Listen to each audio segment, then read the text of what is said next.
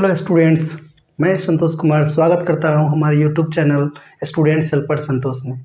आज लेकर के हम आए हैं एक टॉपिक जो बिहार बोर्ड 2022 के इंग्लिश एग्जामिनेशंस के लिए काफ़ी महत्वपूर्ण है, जो 12th के बच्चों के लिए है। तो आज का जो मेरा सेक्शन है वो पोइट्री सेक्शन से एक पोएम है जिसका नाम है एन एपिटाफ। एक पोइट्री सेक्शन से एक पोएम है जिसका नाम है एन एपिटाफ, जिसके राइटर है वाल्टर डी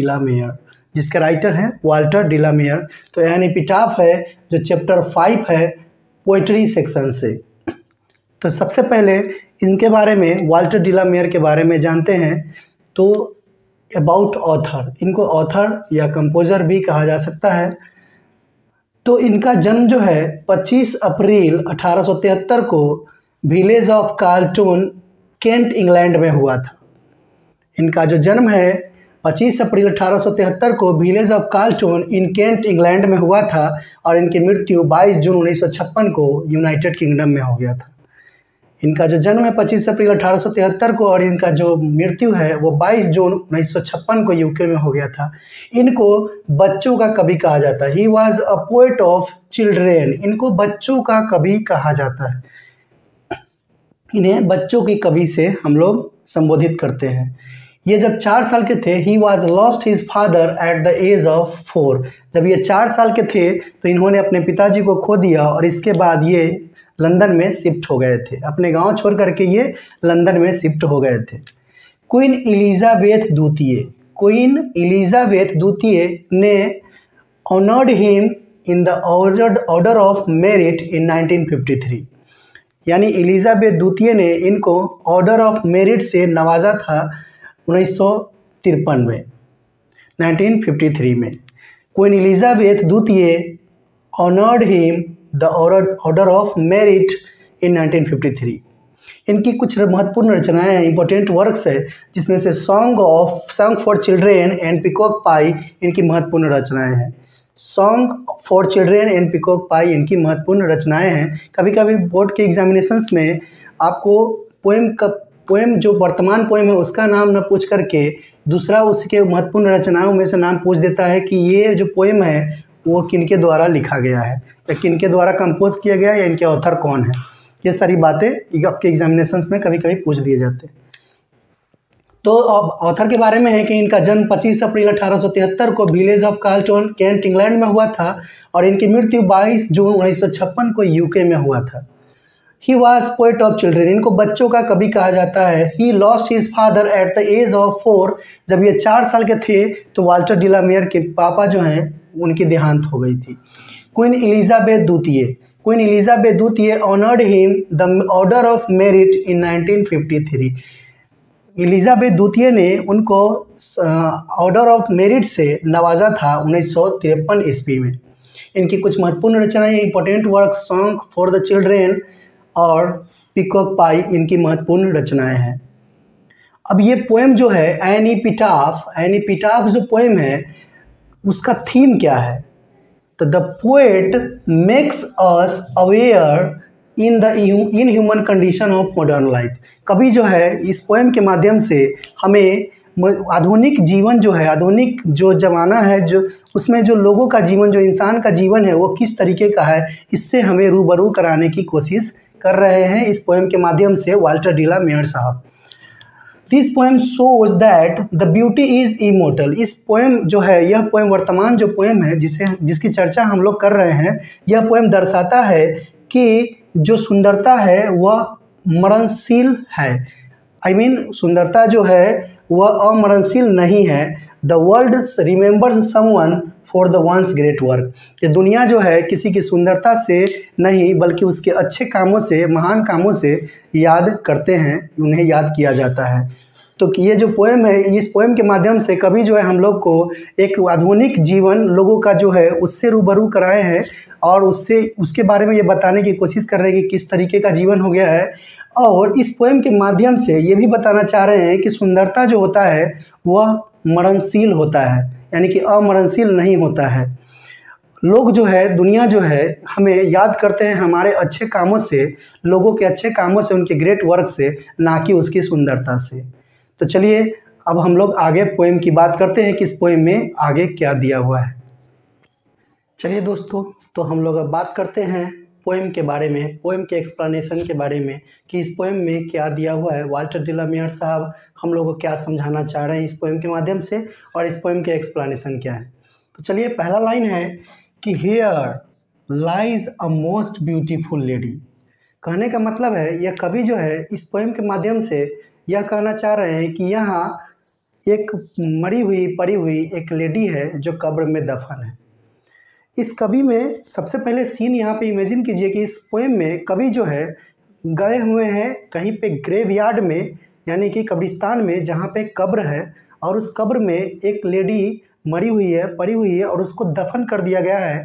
और कवि वहाँ जा कर के वहाँ पे रोते हैं, बिलखते हैं, काफ़ी मतलब दुखी हो जाते हैं उस लेडी को याद करके, क्योंकि वो मर चुकी होती है।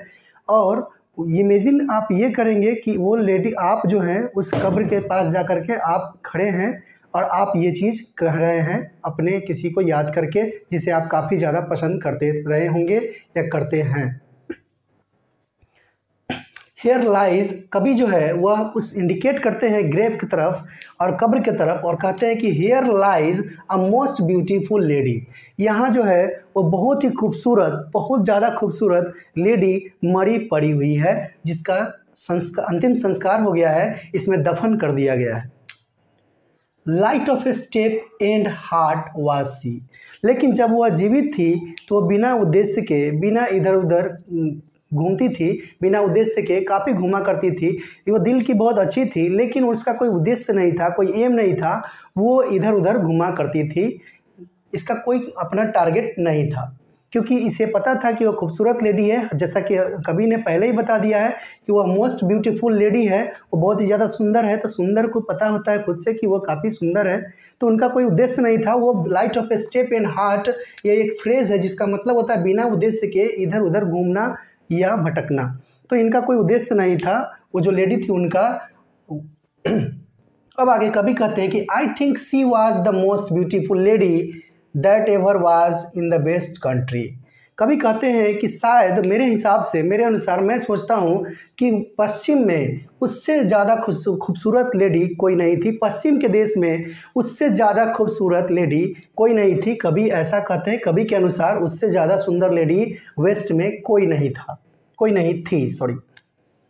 बट ब्यूटी वैनिसेस, लेकिन कभी यहाँ पे एक और चीज़ को इंडिकेट किए हैं, ब्यूटी वैनिसेस। वैनिसेस का मतलब होता है विलुप्त हो जाना या गायब हो जाना।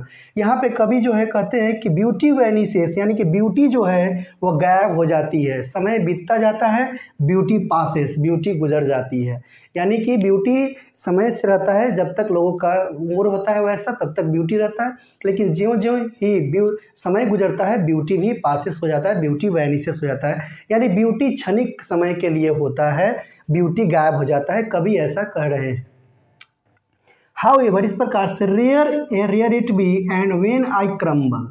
कभी कहते हैं कि शायद ही, मुश्किल से ही, दुर्लभ ऐसा होता होगा कि सुंदरता से किसी को याद किया जाता होगा, सुंदरता के लिए उन्हें जाना जाता होगा, शायद ही ऐसा होगा। बट वो कहते हैं कि व्हेन आई क्रम्बल, लेकिन जब मैं मर जाऊंगा। व्हेन आई क्रम्बल मतलब होता है मिट्टी में टुकड़े टुकड़े हो जाना या टुकड़े टुकड़े होकर के बिखर जाना, यानी कि छोटे छोटे कणों में बिखर जाना। क्रम्बल मतलब मिल जाना। तो कवि कहते हैं कि जब मैं भी मर जाऊंगा, व्हेन आई क्रम्बल, जब मैं इस मिट्टी में मिल जाऊंगा, who will be remembered this lady of the west country. तो इस वेस्ट के कंट्री के लेडी जो है, जो काफ़ी सुंदर है, उसे कौन याद रखेगा। कभी जो है यहाँ पे कह रहे हैं, कभी परेशान है, कभी दुखी है, उस लेडी के मर जाने से कभी दुखी है, और वो कहते हैं कि when I crumble who will be remember this lady of the west country. इस वेस्ट की कंट्री को, इस पश्चिम कंट्री के जो सबसे सुंदर लेडी है, उस लेडी को कौन याद करेगा जब मैं भी मर जाऊँगा, जब मैं भी इस मिट्टी में मिल जाऊँगा।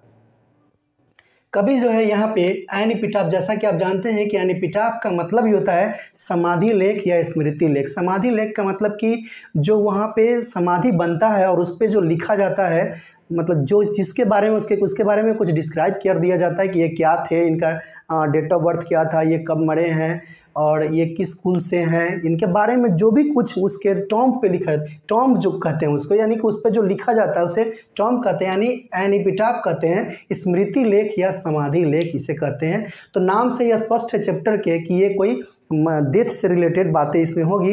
और बात भी वही है कि कभी यहाँ पे जो है चर्चा करते हैं एक वैसे लेडी का जो काफ़ी खूबसूरत होती है, आखिर उसको खूबसूरती पे नाज भी होता है, और कभी ये भी बात कहते हैं कि वो बहुत अच्छी भी थी, लेकिन साथ ही साथ ये भी कहते हैं कभी कि लेकिन अच्छी थी, सुंदर थी, तो सुंदरता से शायद मुश्किल है, ऐसा शायद दुर्लभ ही ऐसा होता होगा कि सुंदरता से किसी को याद किया जाता होगा। आई थिंक कभी कहते हैं कि सुंदरता से किसी को याद नहीं किया जाता है, उसे ग्रेट वर्क से याद किया जाता है। कभी यहाँ पे उस लेडी के बारे में दुखी है, इसके बावजूद भी ये समझाते हैं कि सुंदरता क्षणिक देर के लिए होता है, सुंदरता कम समय के लिए होता है, सुंदरता समय के साथ गुजर जाता है, पासेस हो जाता है, वैनिसेस हो जाता है, मतलब विलुप्त हो जाता है, लेकिन उसका ग्रेट वर्क इस ज़मीन पे, इस धरती पे रह जाता है। और अगर वह अच्छा काम कोई व्यक्ति करता है तो उसे याद किया जाता है। कभी जो है यहाँ पे ये कहना चाह रहे हैं कि लोग जो है मॉडर्न लाइफ में इतना व्यस्त सुख सुविधा में विलीन हो गया है, लुप्त हो गए हैं कि मतलब वो अपने लाइफ के महत्व को समझ नहीं रहे हैं, लाइफ के महत्व को, मतलब कि उसका कोई एम नहीं रहा है। लोग ऐसे ही परेशान हैं, कोई वैसा काम कर ही नहीं रहे हैं कि उनके मर जाने के बाद कोई याद उसे करे। जैसा कि इस लेडी के बारे में कहते हैं कि ये लेडी भी बहुत सुंदर थी, बहुत खूबसूरत थी, अच्छी थी, दिल की भोली वाली थी, लेकिन ये लेडी कोई ऐसा कोई काम नहीं की है जिससे कोई याद करेगा इनको। आज तो मैं इनको याद कर भी रहा हूँ, मैं इसे याद कर भी रहा हूँ, क्योंकि कभी उसे पहचान रहे होते हैं, लेकिन कभी उसे जान रहे होते हैं, लेकिन यहाँ पे ये भी कह रहे हैं कि जब मैं मर जाऊंगा तो इस वेस्ट की लेडी जो है, जो वेस्ट कंट्री की लेडी है, जो काफ़ी खूबसूरत है, खूबसूरत थी, जो अब मर गई है, अब आज इसे ग्रेव में दफन कर दिया गया है, बरीड कर दिया गया है, अब इसे कौन याद करेगा जब मैं भी मर जाऊंगा, जब मैं भी इस मिट्टी में मिल जाऊंगा। तो कभी जो है यहाँ पे ये बात बताना चाह रहे हैं कि ब्यूटी जो होता है वह क्षणिक देर के लिए होता है, सुंदरता जो होता है वो पल भर के लिए होता है, कम समय के लिए होता है, समय के साथ ये गुजर जाता है, लेकिन उसके अच्छे कर्म, उसके गुड वर्क जो होता है, ग्रेट वर्क जो होता है, उससे उनको लोग याद रखता है, लोग दुनिया उससे जानते हैं। तो चलिए, ये हमारा आज का पोएम था। इस पोएम के बारे में आज हमने आपको बताया, पोएट के बारे में, इस पोएम का थीम क्या है और पोएम का एक्सप्लेनेशन के बारे में मैंने आपको बताया है। और आगे की वीडियो, एक और वीडियो बनेगा जिसमें समरी और इसके ऑब्जेक्टिव क्वेश्चंस और जो भी महत्वपूर्ण क्वेश्चंस है उसके बारे में मैं आपको आपके सामने एक वीडियो बना दूंगा, आप उसे देख लेंगे। अगर यह वीडियो आपके 5% भी काम में आती है, अगर आपको इससे कुछ भी हेल्प मिलता है, तो इस चैनल को सब्सक्राइब कर दें, लाइक कर दें, और आगे भी आप इसे शेयर कर दें, ताकि जैसा कि आपको 5% का भी फ़ायदा हुआ है, किसी और को भी 5% का ही फ़ायदा क्यों ना हो जाए। तो इसी के साथ हम इस वीडियो को अब समाप्त करते हैं। अगले वीडियो में हम लोग फिर मिलेंगे, तब तक के लिए see you the next time. Thank you, thanks for watching.